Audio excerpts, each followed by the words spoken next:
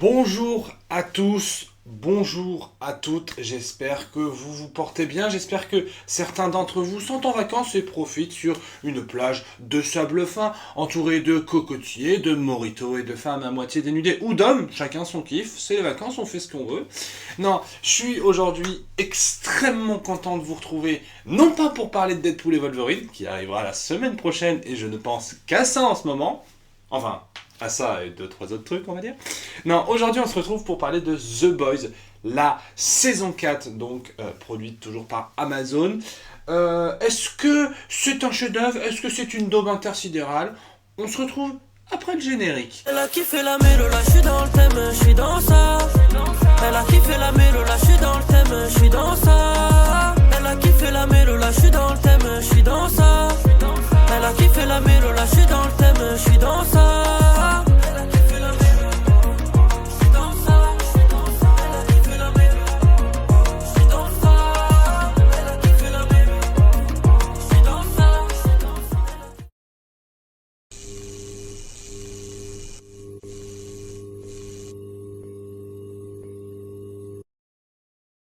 Donc, pour vous donner un petit ordre d'idée de où je parle, mon rapport à The Boys, j'ai fait deux vidéos où je parlais de The Boys. J'ai fait une vidéo, ce qui était, je crois, une critique de la saison 3, que j'avais tout simplement adoré, que j'avais trouvé, c'était un chef-d'œuvre total et absolu. Notamment grâce à la présence du personnage de Soldier Boy, n'est-ce pas? Cette parodie de Captain America qui était pour moi potentiellement le meilleur personnage de The Boys avec Butcher, que je trouvais exceptionnel. Mais... Enfin non, il n'y a pas de mais.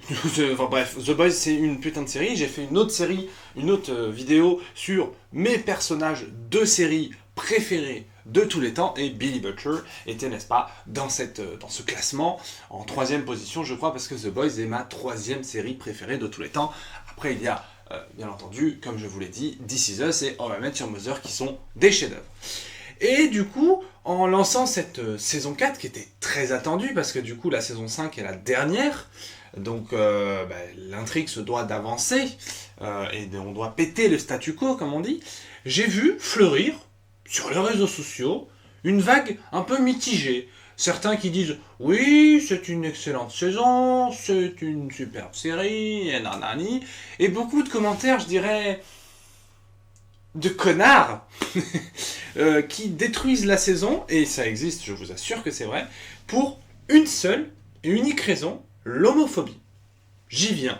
Il y a une sous-intrigue vraiment dans le début de saison, alors vraiment c'est une sous-intrigue. Le personnage de Frenchie, n'est-ce pas, sort avec un mec. Voilà, ils cannent ensemble, nanani nanana, bonne ambiance, voilà, petit mojito, papa, puis ensuite, hop, petite bite, on y va, let's go. Bon, en soi, tout le monde a le droit de baiser, c'est très bien, on adore le cul ici, c'est génial.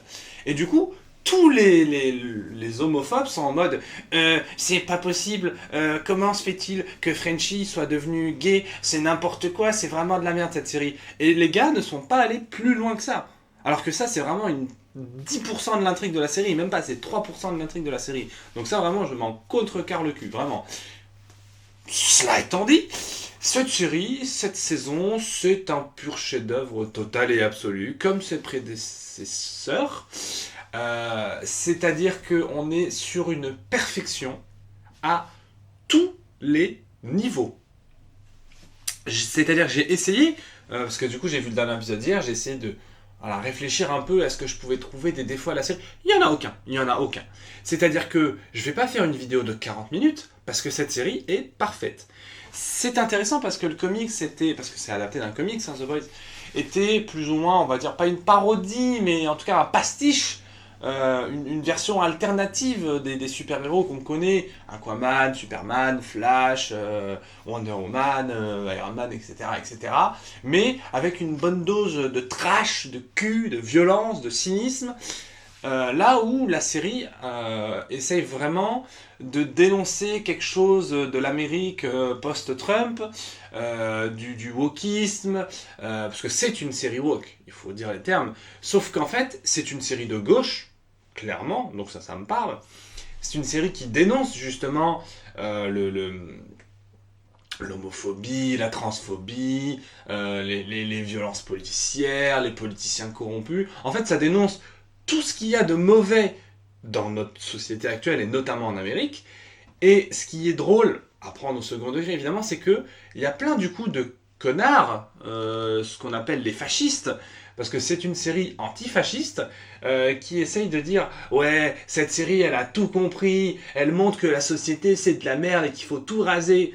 Ça, c'est des gens qui n'ont pas compris la série vraiment à aucun moment. Mais bon, ça, c'est des gens un peu teuteux. Hein. Ça doit être des fans de Dune, je pense. Oui, c'est la même chose. C'est la même catégorie de personnes. Non, artistiquement, on va essayer de se recentrer sur la série. Artistiquement, tout est parfait. Les décors sont fournis, sont magnifiques. Les costumes sont toujours exceptionnels. L'interprétation, c'est clairement la meilleure chose de cette saison. Notamment, évidemment, tout le monde le dit, Anthony Starr, qui joue donc le protecteur, donc un peu le perso principal de la série, enfin en tout cas celui autour duquel tout s'articule, il nous livre des scènes et des performances immenses, mais véritablement, pour moi c'est comment dirais-je, c'est pas compréhensible que cet homme n'ait pas encore joué dans un film. Il faut qu'il ait un rôle à Hollywood, parce que là, ce qu'il a fait... Alors, je sais qu'il a joué dans la série Banshee, que je n'ai pas vue, donc je ne vais pas dire il joue bien dans Banshee, parce que je n'ai pas vu. Mais là, dans The Boys, il livre de saison en saison une performance étoffée, travaillée, qui n'est pas toujours sur la même corde, parce que si t'es un peu con, tu regardes The Boys, tu dis ouais, bon, bah, c'est Superman et il tue des gens. Non. Il y a un peu plus que ça. C'est-à-dire que... donc le protecteur, c'est pas un spoil hein, si vous suivez un peu les réseaux sociaux, le protecteur c'est un fasciste, voilà. C'est l'idée de base de The Boys, c'est et si Superman devenait nazi. Voilà, globalement, c'est un peu le même boleur, même délire, tu vois. Et du coup, tout au long de la série, il va tuer des gens de façon extrêmement violente, en faisant des actes absolument atroces, comme dans cette saison, le massacre du laboratoire, parce que pour donner un ordre d'idée, toute l'articulation du lore de l'univers de The Boys, c'est Vought, l'entreprise Vought, qui est une entreprise à la base fondée par des Nazos. Voilà, pour ceux qui savent, et qui du coup, bien entendu, font des expériences avec du composé V pour transformer des super enfants en super-héros. Et donc là, c'est exactement ce qui s'est passé avec le protecteur. C'est un enfant qui n'a grandi sans père, ni mère, qui a vécu toute sa vie dans un laboratoire on lui faisait des expériences et on le torturait pendant des années.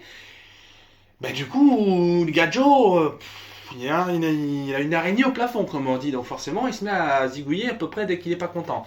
Et ce que j'ai trouvé intéressant, notamment dans le début de saison, c'est qu'on nous montre le protecteur qui perd pied. Là où dans toutes les saisons, il tuait des gens. Des fois, il avait des petites contrariétés. Il continue à tuer des gens. Hein. Là, en fait, tout simplement, au début de saison, parce qu'à la fin de saison, c'est un massacre, il commence à perdre ses cheveux, il a peur que les gens ne l'aiment pas, il doute, il a peur de mourir, il a plein de questionnements internes. Ça donne notamment la scène avec ses personnalités multiples dans le miroir, qui est brillantissime.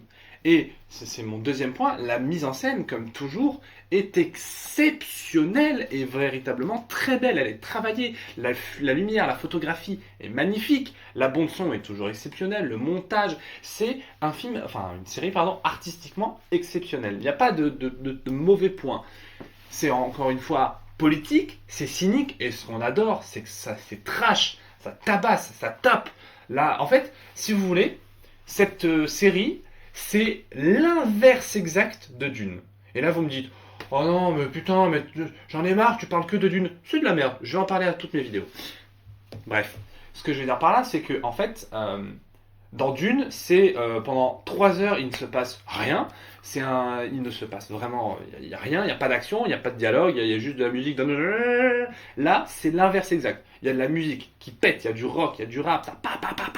Il y a des gens qui se font zigouiller, et c'est toujours créatif dans la violence, tu vois. C'est jamais, oups, je te mets un coup, tu meurs. C'est toujours des trucs atroces à base de tripes qui explosent, de bras qui explosent, de têtes qui explosent, enfin bref, de super pouvoirs chelous. C'est dégueulasse, voilà, c'est dégueulasse. Vraiment, c'est une série hyper trashos, hyper cynique.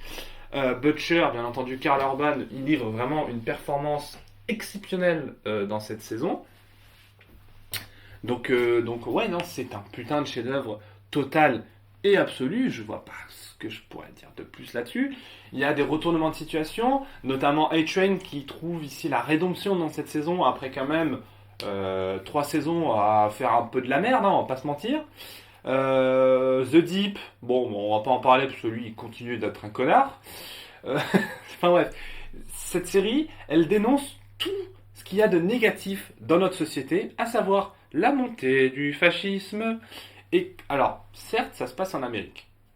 Donc ça parle de l'Amérique. Mais quand tu mets ça en parallèle des événements sur la planète entière, hein, que ce soit en France, en Europe, sur toute la planète, bah que globalement, oh, les fascistes, c'est pas très très bien, c'est pas une bonne chose. Eh bien, c'est exactement ce que dit la série, parce que à la fin de la série, spoiler, le Homelander, du coup, il n'est pas président des États-Unis, mais il a le contrôle du pays, globalement. Voilà, parce que tout le monde a peur de lui, le président a peur de lui, du coup, il a une armée de super-héros qui gouvernent le pays, et la saison 5 va être un putain de massacre.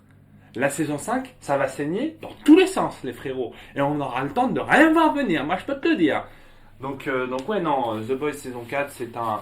Oui, tous les épisodes ne sont pas du même niveau, effectivement. Il y a des épisodes un peu plus faibles en termes d'impact, mais ça reste toujours cynique, drôle, violent, sexuel, hein, parce qu'il y a toujours des scènes de cul vraiment dégueulasses, hein, notamment, pour ceux qui ont vu la saison, la scène du sauna. J'ai envie de vomir, rien que d'y penser.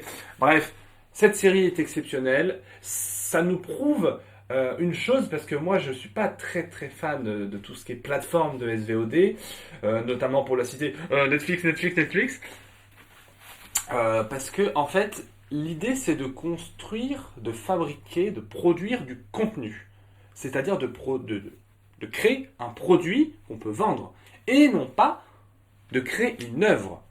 Eh bien, excusez-moi, mais alors dans le game des plateformes de SVOD, je préfère Disney+, ou Amazon, parce que Amazon, ils font The Boys, ils font les Anneaux de Pouvoir. Alors, j'ai pas vu les Anneaux de Pouvoir, mais ça a l'air quand même...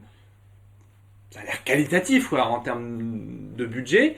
Hein, plutôt que Netflix qui met 700 milliards pour produire Stranger Things, il n'y a pas un plan de cadré, il n'y a pas un acteur qui joue bien, et c'est globalement éclaté au sol. Voilà. Ça, c'est pour tous les fans de Stranger Things. On vous fait un petit coucou. Votre série est éclatée. Bref. Chacun a le droit d'aimer ce qu'il veut. Il y a bien des gens qui aiment Dune. Bref. Oh, je suis salé dans cette vidéo. Ça envoie le steak. Hein. Bref.